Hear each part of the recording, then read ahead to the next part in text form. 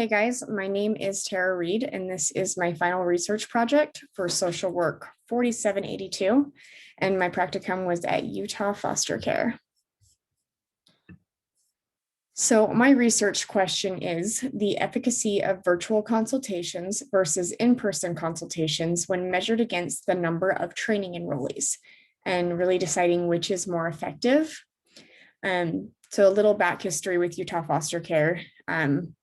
When a potential foster parent reaches out to Utah Foster Care, they inquire. The first step is they go through an initial consultation with a foster adoptive consultant. That's someone like me, the part that I played during my practicum.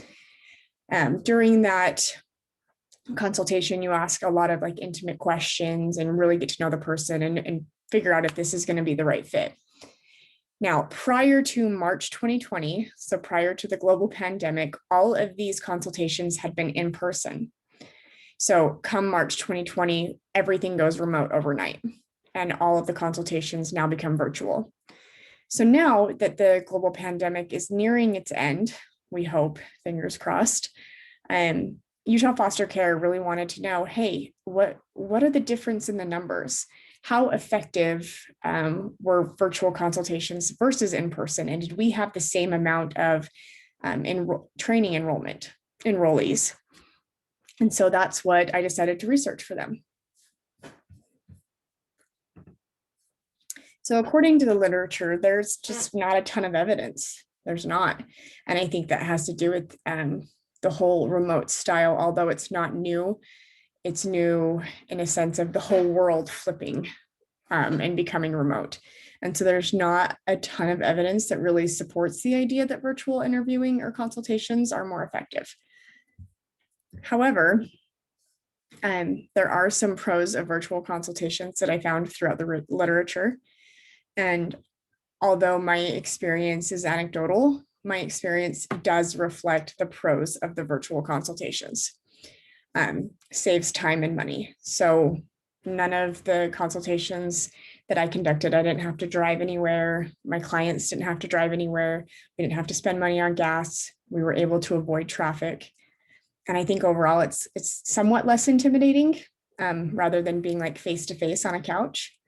You have that luxury of being in your own home and being comfortable. And I think it gives you the ability to speak more freely.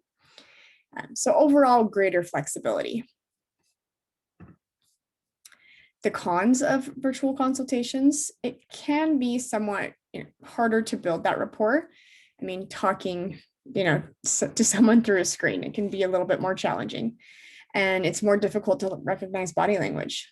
I mean, for example, even right now, you guys can only see up here, so you don't know, if my legs are crossed or if I'm shying away from the conversation. And just, again, it's a little more challenging. And so it's just a little less intimate. So the research collected from Utah Foster Care that I collected, let's go over that. So what I did was I took March 2019 to the end of February 2020, and I looked at their annual totals. And then I compared it against March 20th, March 2020 to February 2021. And I was pretty shocked to see how much, the numbers increased overall. So 208 once virtual became the significant means of consultations. But then I even took it one step further. So Utah Foster Care is divided by regions. So we have our East, we have our North, we have Salt Lake Valley, Southwest, and West. And in 2019, we'll just call it 2019, the East had 45 enrollees off. So let me just go back real quick. So once you have a consultation, at the end of the consultation, you decide, or the family decides, hey, this is a good fit and I want to get enrolled in training. And that's usually a successful consultation or someone that wants to wait a little while. Either way, still both successful, but you want to get people enrolled. That is the idea. So we base this off how many actually enrolled into training. So the East in 2019 had 45 And then in 2020, they had 54 increase. The North had 175 in 2019, and then in 2020, 192, an increase. Salt Lake Valley had 208, and they jumped all the way up to 301. Southwest 69, and they jumped all the way up to 153. The West had 148, and they moved up a little bit to 153. So every region had an increase in training enrollees and an overall increase in consultations, because that's how you get those numbers.